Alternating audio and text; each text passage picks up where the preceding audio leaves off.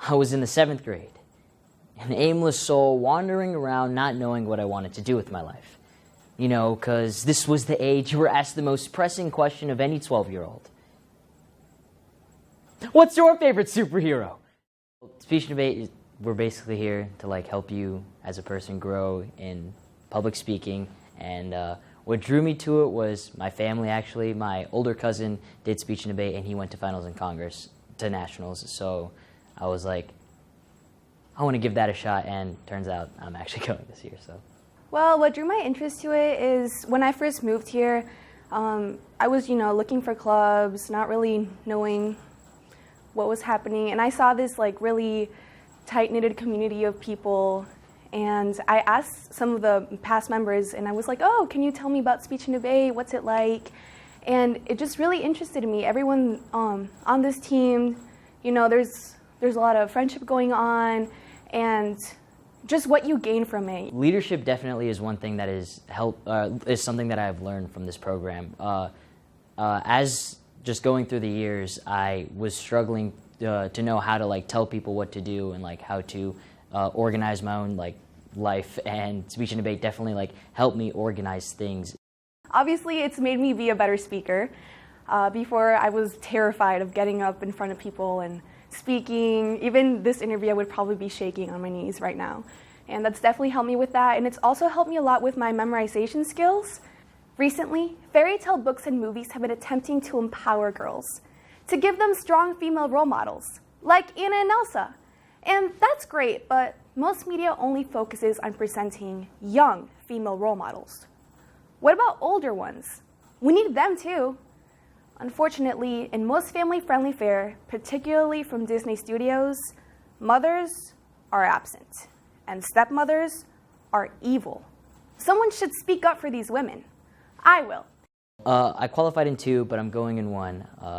Both of them that I qualified in are humorous interpretation and original oratory. The one I'm going in is original oratory, and basically what that is it's usually a speech that is written by the competitor, and it should have a social statement saying we need to agree with what they're saying or go against, just something to allow you to actually rethink what that person is talking about. And humorous interpretation is basically something that should be funny. Some said Batman, Superman, or even Aquaman.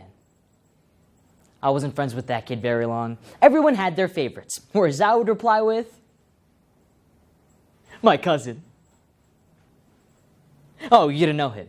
My cousin was the ideal son for any family. He made all A's, he helped out with volunteering, he planned events for his family, he knew what he wanted to do in life, and even got into college. Everyone knew he was going to be the one to break my family line of owning gas stations. He was my hero. So as a kid, I set my life up to be exactly like him. But as you know, things don't always turn out the way people want it to. Well, I'm more on the speech side of speech and debate.